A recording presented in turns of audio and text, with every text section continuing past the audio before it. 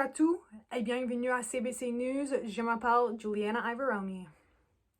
L'accident d'avion qui a gravement blessé un résident de Québec le week-end dernier a été causé par des impurités de carburant, selon le Bureau de la sécurité des transports qui a déclaré jeudi.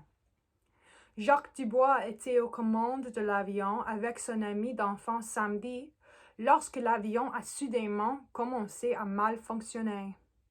Bien que Jacques soit un pilote expérimenté, l'atterrissage n'a pas été aussi gracieux qu'espéré.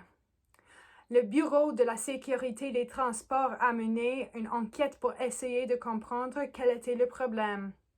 Après l'enquête, il est apparu clairement que les impuretés dans le carburant étaient des particules métalliques roulées provenant du réservoir.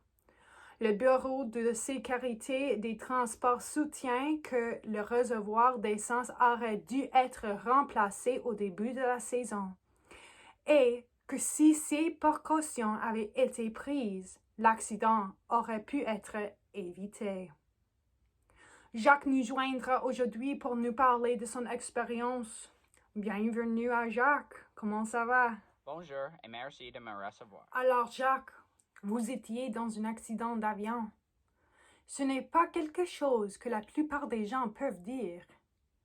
Qu'est-ce que vous est passé par la tête après avoir réalisé ce qui serait passé? Une fois que nous étions au sol, la première chose que j'ai faite a été de regarder pour m'assurer que ma petite amie Monica allait bien. Elle semblait aller bien au début, mais dès que je suis sorti de l'avion, j'ai réalisé que l'accident avait été bien pire que je ne le pensais. Il manquait une partie de l'œil droite. Monica était si chancelante. Dès que je l'ai ramassé, c'est là que j'ai vu le sang. Dieu merci, quelqu'un nous a vu tomber. Il n'était pas loin derrière nous pour nous amener à l'hôpital. Je suis juste reconnaissant que personne n'ait perdu la vie. Je ne pense pas que Monica sera capable de me pardonner. C'est une énorme prise de conscience. Je pensais que le réservoir serait en sécurité jusqu'à la fin de la saison, mais il est clair que je dois être plus minutieux quand je vérifie ces choses. Je ne sais pas si j'aurai un jour le courage de voler à nouveau. Un événement comme celui-là vous change. Vous y pensez tout le temps, surtout parce que quelqu'un d'autre était impliqué dans mon cas. Si vous le voulez bien, pouvez-vous nous décrire ce qui aurait pu se passer pour éviter l'accident et nous dire comment l'accident a affecté votre relation avec Monica? J'avais l'impression que le réservoir d'essence survivrait jusqu'à la fin de la saison, mais comme il y avait des traces de métal rouillé dans le réservoir d'essence, ce n'était évidemment pas le cas. Comme je l'ai mentionné précédemment, ce n'était certainement pas la façon dont je voulais apprendre la leçon que même en tant que pilote expérimenté, il est bon de toujours vérifier sa machine avant de quitter le sol. J'ai beaucoup appris de cet événement en termes de sécurité et surtout de la rapidité avec laquelle un élément négligé peut avoir un impact dramatique sur votre vie, voire le prendre. Quant à ma relation avec Monica, l'accident a été si traumatisant qu'il y a manifestement une certaine séparation entre nous deux en ce moment.